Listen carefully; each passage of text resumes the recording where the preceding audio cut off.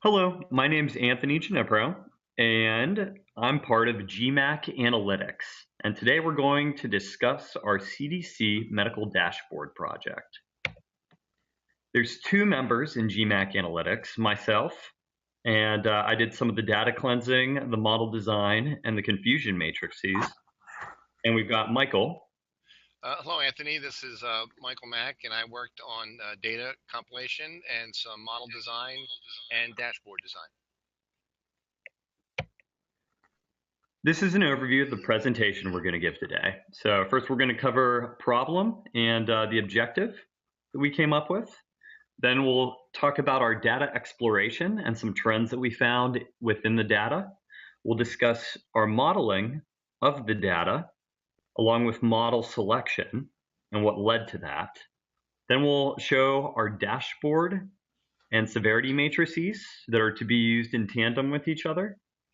And then we'll wrap everything up with a conclusion and steps going forward for the dashboard and for the company. First, a little bit of background. So the Health Information Technology for Economic and Clinical Health Act was brought into legislation around 2009. All right, and this act set aside a large pot of money, around $25 billion, to encourage the adoption of healthcare software technology and to expand tools available to physicians. This was done because in the past, most documents were kept paper, most health records were. And additionally, whenever someone would say go to get a prescription or go see another doctor, everything would largely be or typically be written in by hand. Doctors aren't known for having the most legible handwriting, and thus that led to some issues. Additionally, just with keeping paper records and the amount of space and the effort required in doing so. So as a result, our government decided to incentivize healthcare providers to move towards an electronic means of data storage. So the Health Information Technology and Economic Clinical Health High-Tech Act was signed in 2009. And part of the idea was to promote the use of information technology in healthcare. So high-tech included incentives for doctors and hospitals for the adoption of electronic health record systems. And by 2015, over 85% of hospitals had implemented EHR systems. So next slide. So here's a graph that shows the uptake of EHR systems over time. And there was the High-Tech Act included incentives and penalties, carrots and sticks, and the carrots were a payout, a cash payout, if you implemented an EHR system, and then as the time period came to a close, the sticks came in, and those were reduced payments for Medicare and Medicaid if you had not yet implemented an EHR. So next slide, please. So with this widespread implementation of EHR systems, there's large volumes of medical data that's now available in an electronic format. And some of it is highly structured and is available for analysis. So GMAC Analytics is positioned to turn that mountain of medical data into medical knowledge to improve the quality and cost of healthcare for individuals. All right, so as you can see, we think that we've identified a gap that currently exists in the market for predictive healthcare software, and that by acting quickly, we would be able to exploit it and be able to gain a large market share. This can be done by what limited competitors there are. We would challenge them with our more intuitive and simple algorithms that would be made in-house. So one of the goals with the creation of our system is to improve health literacy. Health literacy is the degree to which individuals have the capacity to obtain and understand basic health information. People with limited health literacy may not understand the relationship between lifestyle and various health outcomes. The studies show that only 12% of adults have proficient health literacy, and low health literacy has been linked to poor health outcomes. And the populations most likely to experience low health literacy are older adults, racial and ethnic minorities, and people with less than a high school degree. All right, so the objective that we came up with was to craft models from the years of available data from health surveys to predict whether receivers are susceptible to an assortment of conditions and ailments. All right, and the follow-on fruition of this was to create a dashboard with a user-friendly interface in Tableau that could be used to predict likelihood of ailment and display how factors increase or decrease patients' likelihood of ailment. All right, so this is to create a intuitive dashboard that anyone can use and understand what risks or what factors are going to increase their risk and what will decrease their risk, and thus enable them to really live a more healthy lifestyle with a greater awareness of how they can affect the risk that they're at for these conditions. The data we used for this project is the National Health and Nutrition Examination Survey, known as NHANES. It's a collection of data from adults and children, non-institutionalized, from all across the United States. The survey occurs every 2 years and samples about 5,000 people. The NHANES interview includes demographic information, socioeconomic, dietary, and health questions. It also includes lab data and certain medical examinations. The NHANES data is sourced from the National Center for Health Statistics, which is part of the Centers for Disease Control and Prevention. The data is available free to the public.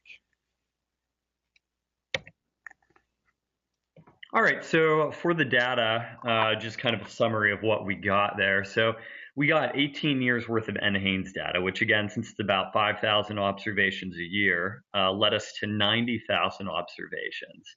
Among those and about the 12 different data sets we used, so the 12 different sets in each annual category, gave us over 100 attributes, right?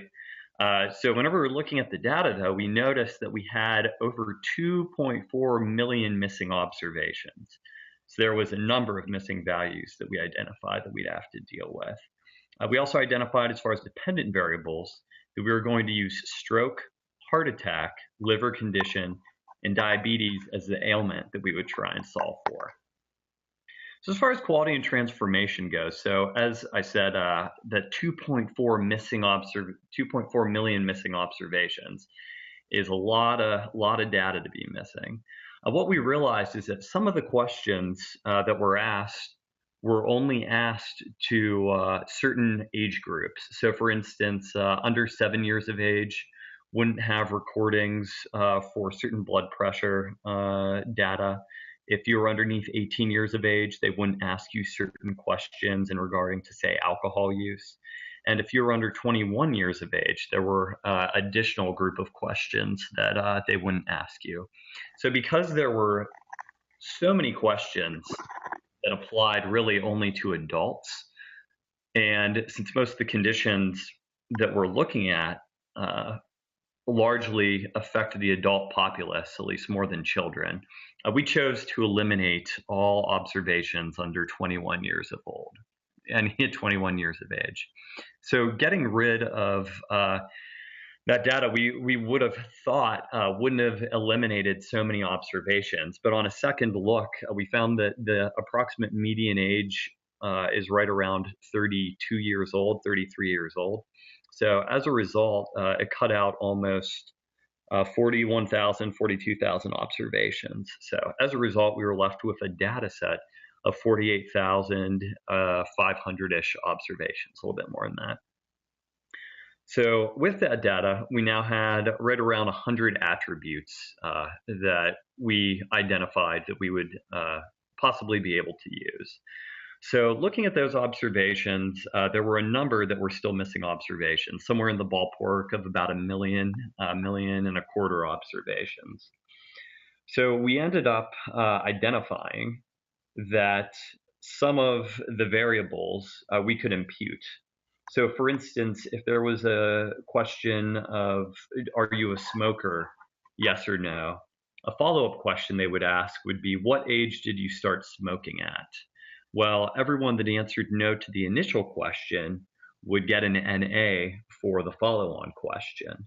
So we were able to take questions like that and impute values for them. Now, all of the variables were coded numerically in the data set. So this caused it to be necessary for us to transform really about 37 of the variables. And the 37 of these variables, many of the questions were really turning, again, something that was coded numeric into a dichotomous or yes or no answer. So for many of those, it would be something along the lines of, like, have you ever had a stroke? And a 1 would be yes, a 2 would be no, and then there were some other coded variables that essentially equated to a no. So we were able to turn those into nominal values that had yes or no answers. Additionally, there were all other questions like, what race do you identify with? Where a 1 might mean white, a 2 might mean Hispanic, a 3 black, and a 4 other. So for questions like that, we were able to take it and run it through our run if statements and convert those to the races or to the nominal variables that the nominal values that they needed for the variable. Additionally, we identified 35 variables that we could eliminate. Again, we got rid of quite a few of those missing observations by getting rid of everyone under 21, but there was still a number that we had to handle. So if they were missing a significant number of observations, we would get rid of that variable, or if the variable was really just overlapping or doubling up on something that was asked already, we got rid of it. So for instance, for cholesterol data, there was cholesterol recorded in 3 different formats, when really all we wanted for it was milligrams over deciliter. So we were able to eliminate the other 2 types of observations, even though they were all reading the same thing, just in a different format. On top of that, we ended up creating 3 new variables. So of these 3 variables that were created, 2 of them were created to make the 3rd variable. And what it was they related to calculating the number of drinks per year that an individual had. As far as our training and test set goes, right? So whenever you have a data set like this, you want to divide it up into a training set that you train the model to, and then a test set you're going to test your model on. So we had to create, since we had 4 different dependent variables, 4 different training and test sets. Now, many of the conditions that we chose have anywhere from about 1.6% of the population for a liver condition to around 9% of the population for diabetes that are observations that actually have this condition. So because it was so limited for observations that had experienced whatever ailment or condition we were looking at, unfortunately, we had to do a training and test split of anywhere from 10 and 90 to 18 training and 82 test. Typically, you'd be looking at doing about 70% of your data training and 30% test. But again, data didn't make that doable for us. For the training sets, so typically, especially for a dichotomous variable, it's best to have around a 50-50 split that the models can train on.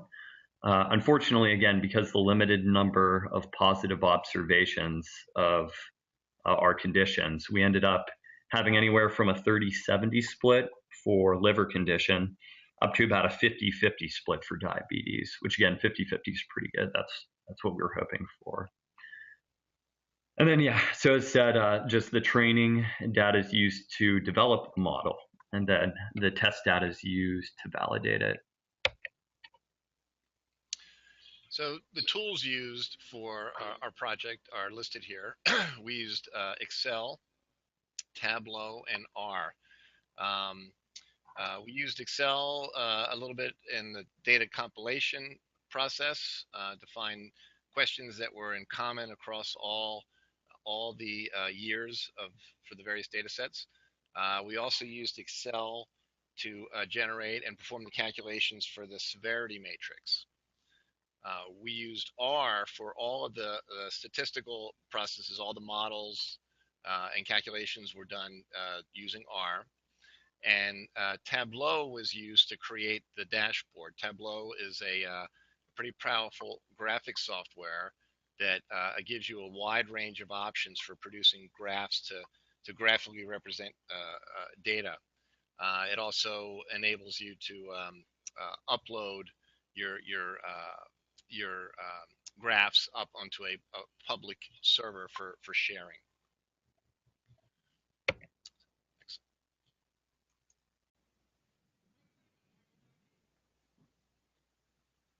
All right, so we ran 4 different types of models for each of the dependent variables that we were running calculations for. The first was decision trees. Decision trees are typically good with dichotomous dependent variables, so yes or no's, or this event is a 1, this event is a 0. The way that they work is essentially you run through a number of if-then decisions. And each of those decisions split the data up into smaller and smaller groups. And the goal of these groups is to identify trends that separate the data into those 2 dichotomous values. So into the yeses or the nos.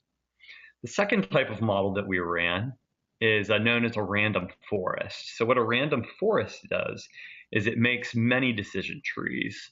And at each branch, whenever it has, for splitting the data into smaller groups, it limits the number of variables available so that it looks for less obvious connections in the data that the data can be split along. What happens is basically all those decision trees end up being ensembled together, and it creates a more robust and strong predictor than, say, just having a single decision tree, typically at least. The third type of model that we used was a support vector machine. What an SVM does is it plots the data and the number of dimensions that there's variables in. And then from there, you draw hyperplanes to separate the data into whatever set events there are, so ones and zeros. You have 2 kind of tuning mechanisms that you can use called cost and gamma. And what those end up doing is those limit, first of all, the damage.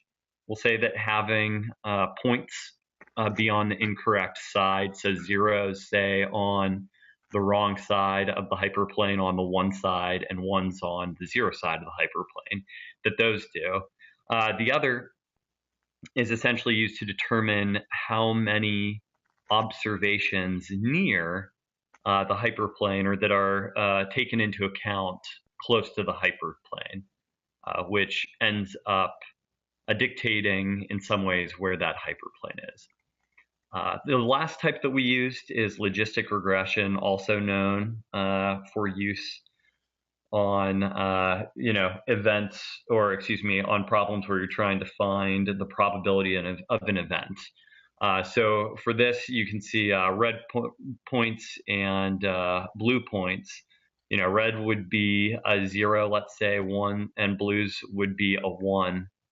And then you're trying to find the probability at which predicting the yeses. The yeses are far more prevalent, and you're able to split up the data that way. All right, for those 4 different model types that we ran, this slide shows what variables were selected for each model type. So what's important to take away from here is you can see, so we ran 2 different types of decision trees. In many cases, those decision trees chose different variables to be significant. You can see logistic regression generally chose a larger set of variables, chose a larger set to be statistically significant. They weren't always the same, as in fact, many times they varied fairly significantly from the variables that the decision trees chose. Then for random forest and for support vector machines, those took all the variables that we had transformed into account and used those in creating the models. All right, just broadly looking at important variables, just kind of stepping back. So for all of the conditions across the board, really, it showed that if you smoke, or if a doctor's told you that you're overweight, or if you binge drink, or as you get older, all of those things typically contribute to you being at risk for any of these conditions or ailments. Another contributor to many of them was having had previous ailments. So, for instance, your probability for stroke goes up if you have asthma, or if you've had a heart attack or congestive heart failure.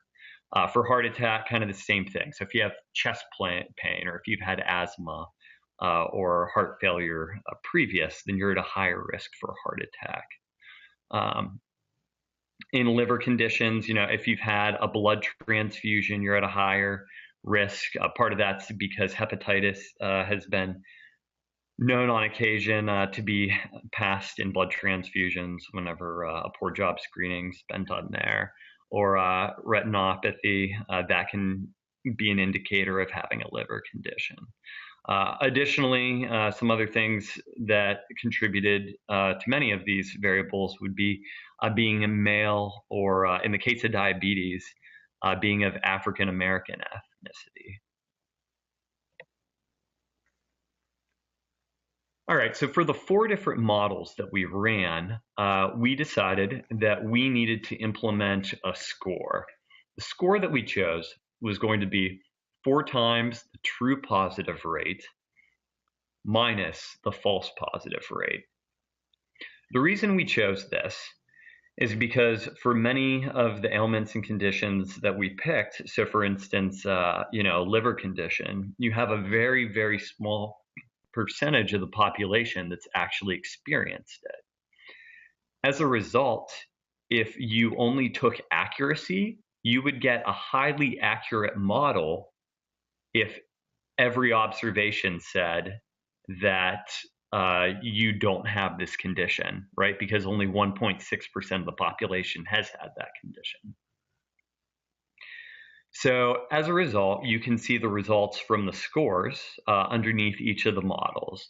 For the decision trees and for the logistic regression, we're able to tune those models using a cutoff. So deciding what probability we wanted to use as our distinguishing mark for where we take a look at what camps it divides the data into.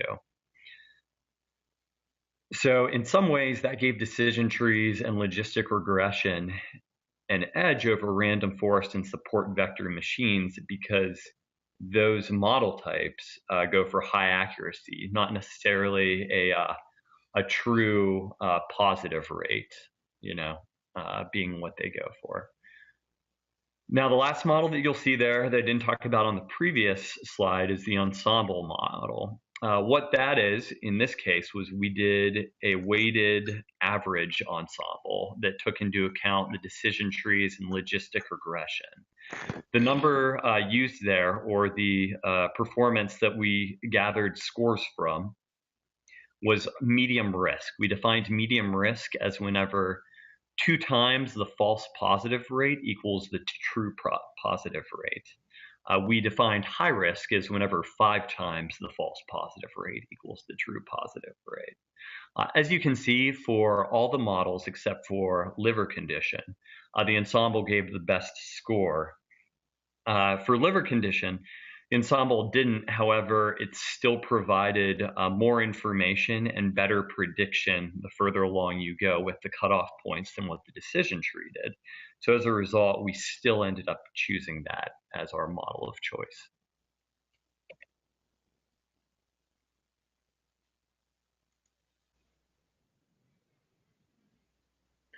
So you may be wondering what the false positive rate and the true positive rate actually means. So in this case, we're going to use a 0.25 cutoff on, say, our stroke model. So for stroke, roughly 4% of the population has them, let's say. So that gives us 960 healthy folks and 46 folks, which you can see on the left side of the slide, all little happy faces. The yellow ones are going to be healthy people, and the 40 sick ones are going to be little green people. All right, so the false positive rate is at 0.45. What that means is on the top row, what you see on the right side of the I'm not sick people, the 10 of them, you've got 4.5 of the 10 that are misidentified as being sick by our model. And then you've got 5.5 of them on the left side with the green area that says the model correctly identifies as healthy. All right, so obviously that's less than ideal, but where we're making our money is on the bottom of the sick people, right? There's 10 sick people there. We've got a 0.875% true positive rate. So what that means is that of them, 8.75 people out of 10 will be correctly identified as sick, whereas only 1.25 people would be misidentified as healthy while they were actually sick. So what this looks like is if you look on the left side now, in green, the light colored box is going to be everybody that was correctly identified.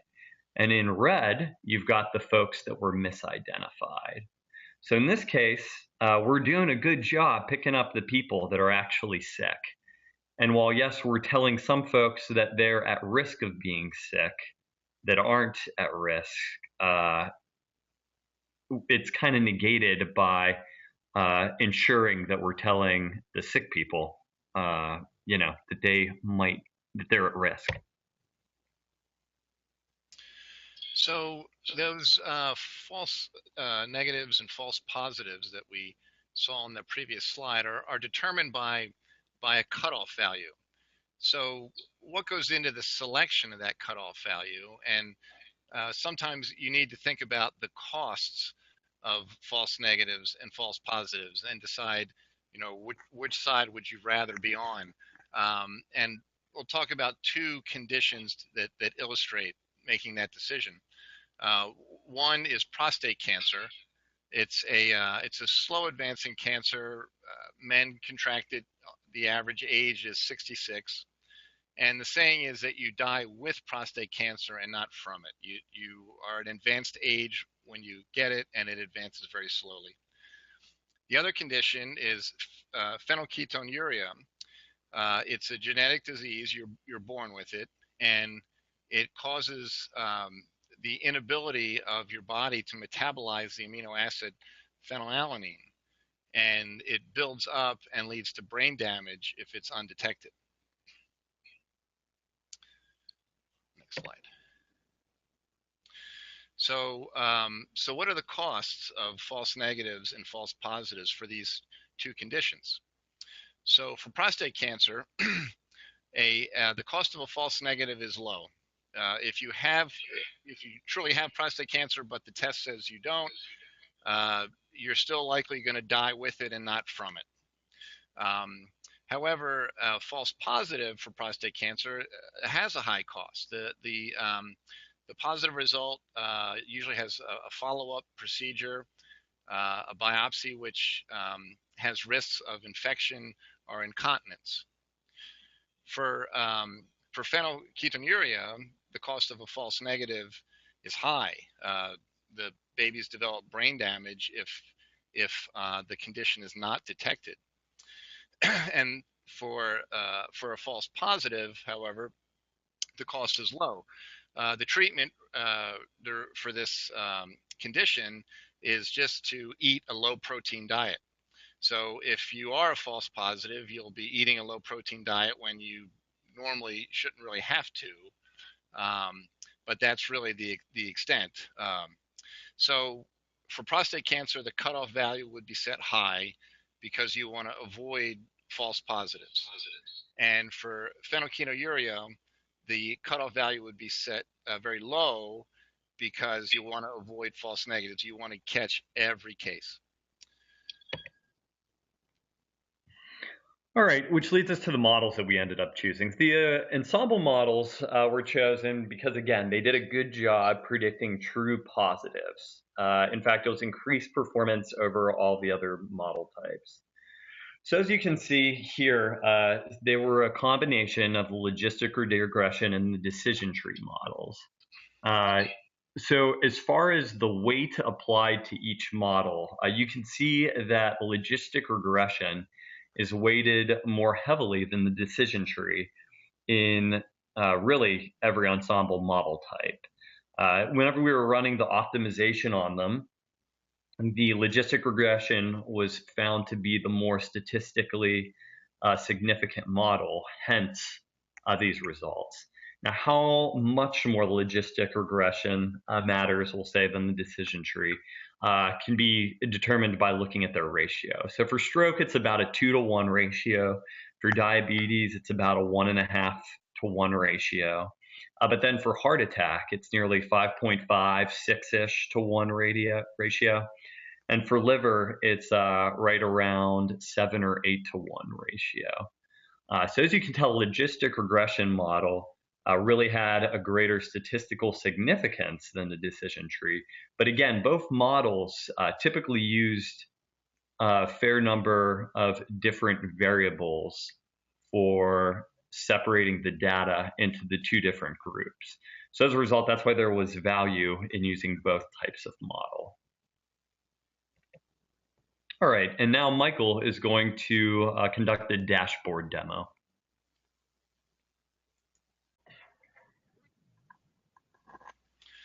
The dashboards are implemented using Tableau software. It's a powerful graphic software that enables you to use a range of different graphs to depict your data. So the dashboard contains 4 screens, one for each of the conditions we modeled. Each screen accepts input for the variables that were significant for that condition. As the input variables change, the model output is recalculated using the ensemble model that we described previously. And the model output is represented graphically using a waffle chart. And we have for each condition the high and low cutoff values. So we'll look at the diabetes screen first.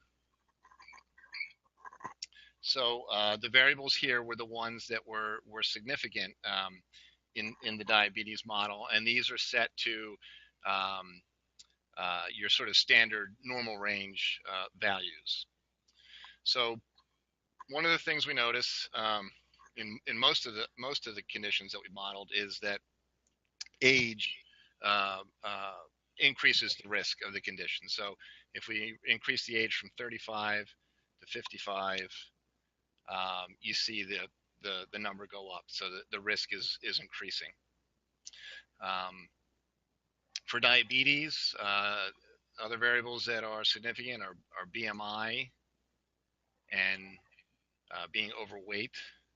So those both increase the risk. And then another variable that had a big effect was the glycosylated hemoglobin. And the literature states that values between 5.7 and 6.4 are considered pre-diabetic.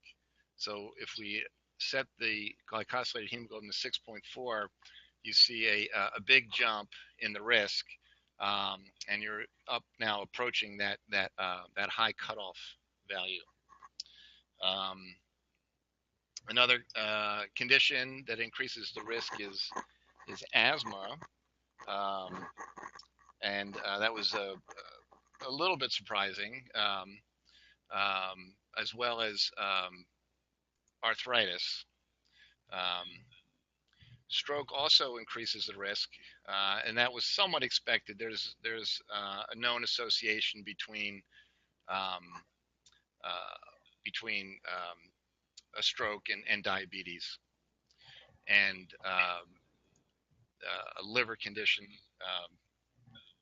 also increased risk.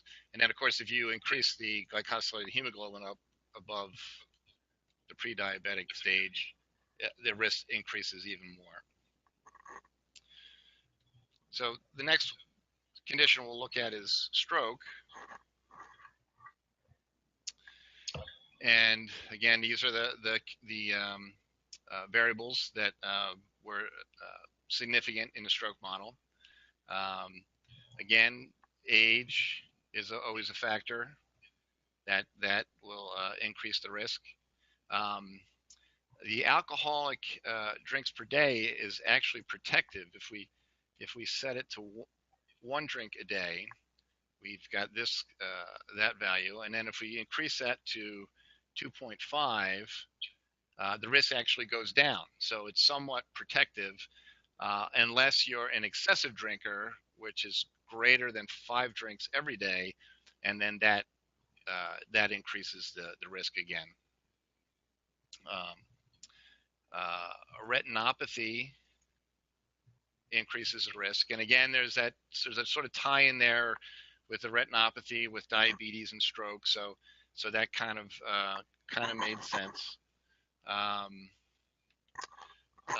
One of the conditions that was a little bit surprising is asthma. If you have asthma or really bad asthma, you've been to the ER, the risk goes up quite a bit. And I guess there is some information in the literature that does link asthma to heart disease, and the speculation might be that it's sort of related to environmental factors, that air pollution or things like that might affect lung and heart health. Another variable that we see across several of the models being significant is household income. And when your household income decreases, the risk goes up. So if we go from 45 down to 25, you see a jump up in the risk of stroke.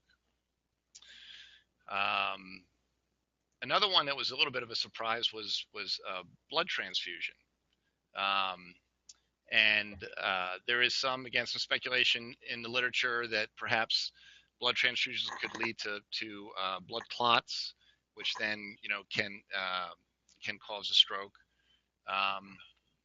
And then the other sort of heart conditions all showed a big increase. So congestive heart failure, it increases it quite a bit. Angina and having had a heart attack all are cause an increase in risk of stroke. Vigorous activity is protective. So here in this case, it's set to yes. If you set it to no, the risk goes up. So having some activity is a protective stroke, which makes sense.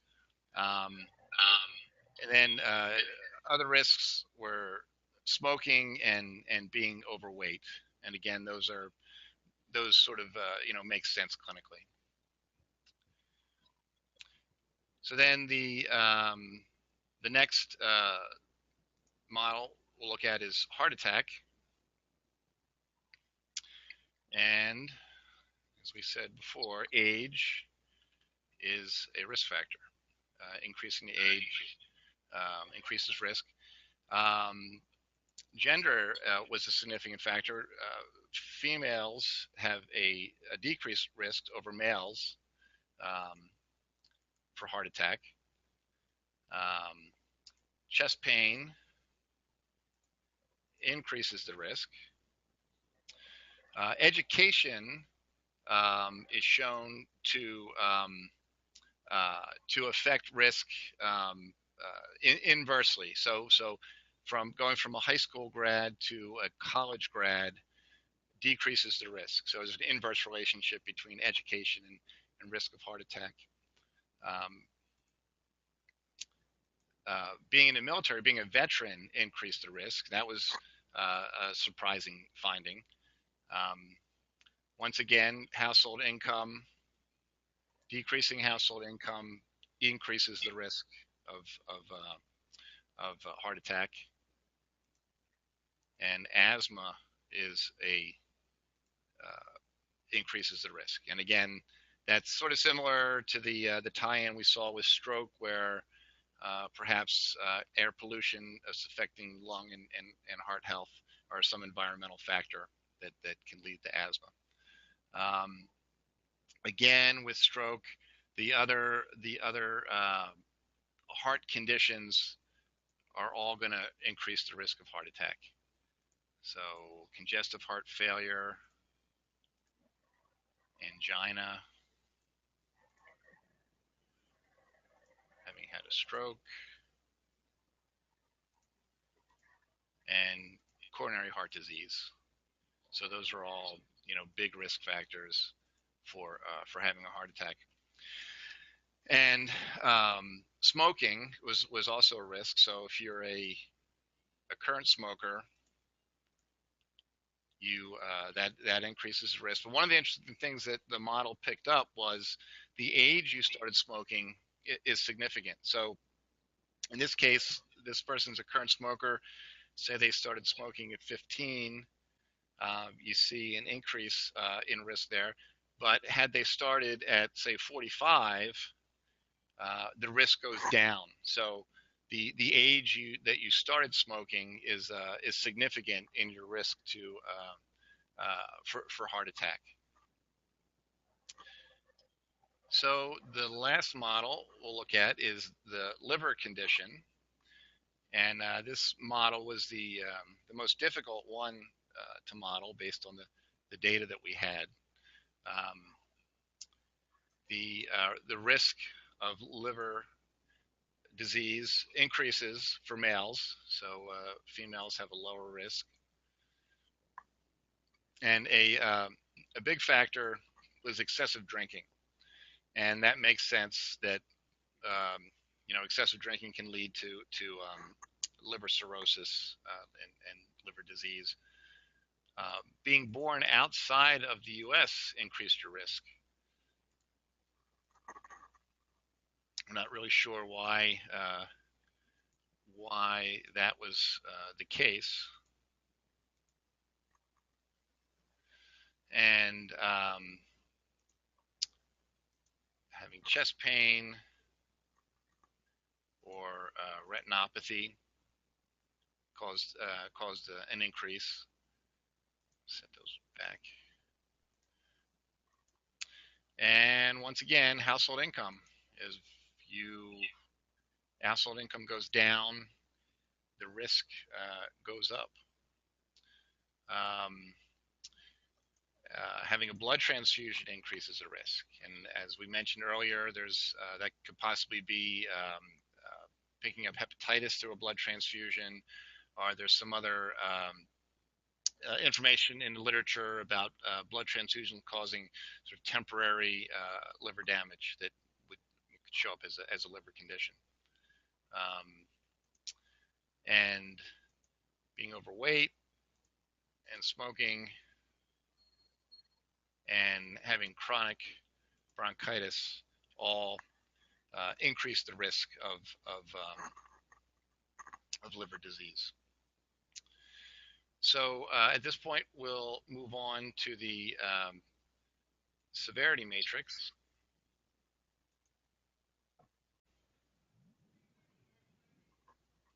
This is a severity matrix supplement that we're providing in addition to the dashboard.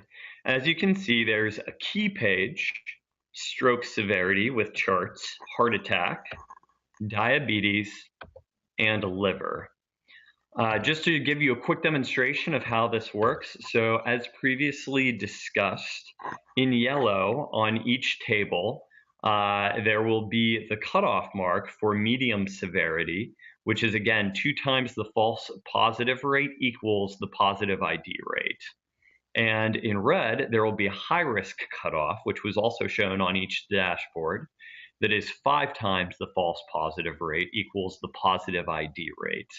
Now, in this situation, let's say we're looking at someone that uses the dashboard and they end up getting a 0.2 for their probability for getting diabetes, right? So we've already identified that they're going to be high risk because it's greater than the 0.16667 that was indicated on the dashboard. What you do then is you pull out your severity matrix. You find the number, so in this case, 0.2 is in between 0.21 and 0.19, so we're going to go to the lower number.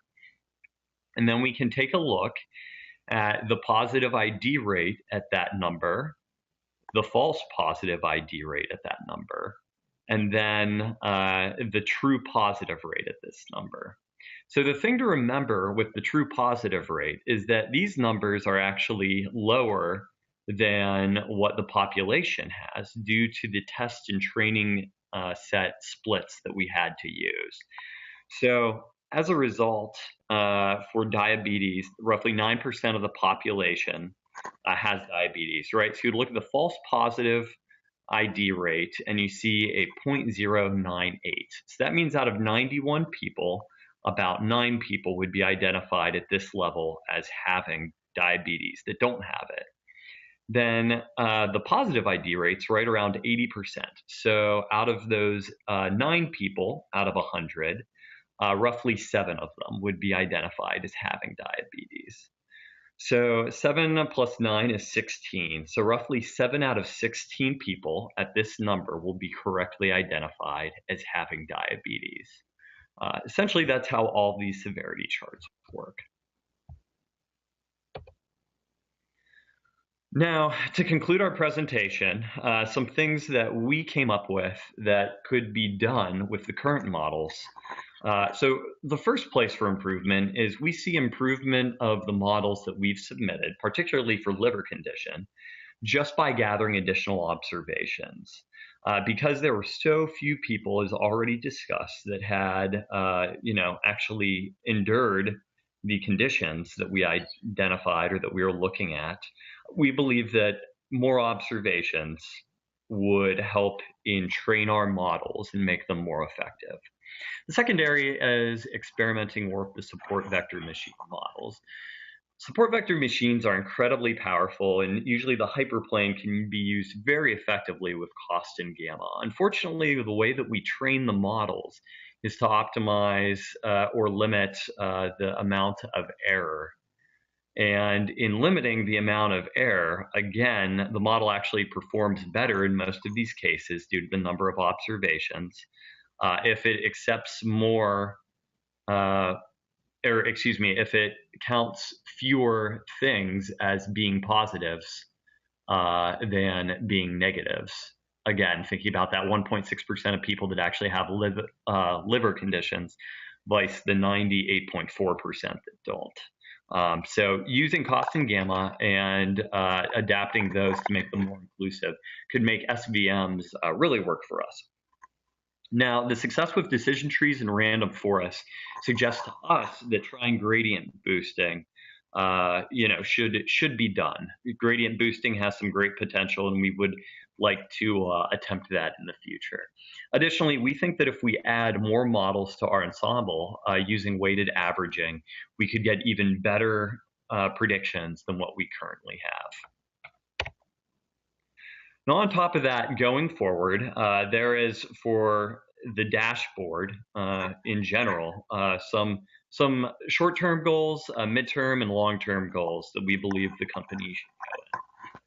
So the first is to increase our scope, right? Having a dashboard that talks about four ailments or conditions is great. But if you bump it up to 10, we believe the rate of adoption would be much quicker throughout the industry as more people would be inclined, more medical professionals would be inclined to use it, as they'd be able to predict, say, the 10 most common diseases that people might have, or 10 most ailments that adults might have. The second is to offer classes. So we walked you through an example of how you use our dashboard and our severity matrix together. And again, one of our next steps, we hope, is to include the severity matrix with the dashboard so that it displays that information. We believe that offering classes, having those folks out in sales in the field, teaching doctors how to best use the dashboard would allow and enable health providers to help patients to understand where they are and what they can do better. The third step, and this is more of a midterm goal, is to include children. So we've only looked at adult conditions, and we believe that including children's conditions and getting more observations started at a younger age could contribute both to our data for our adult dashboard long term, and could help with sales as more healthcare providers would, be perhaps more likely to purchase our adult dashboard as well for a continuation of service, all within the same family of products. As far as getting a little bit longer term looking, we believe that we should incentivize doctors, first of all, to collect and to submit that data to us. So many of these conditions that we're looking at can prove to be fatal. So in this case, having doctors that every year record IDs from their patients and submit that data to us allows us to build a more comprehensive database. And let's say if one of those individuals passes away from something like a stroke or a heart attack, they can inform us that that person passed away from a heart attack, or that that ID number did.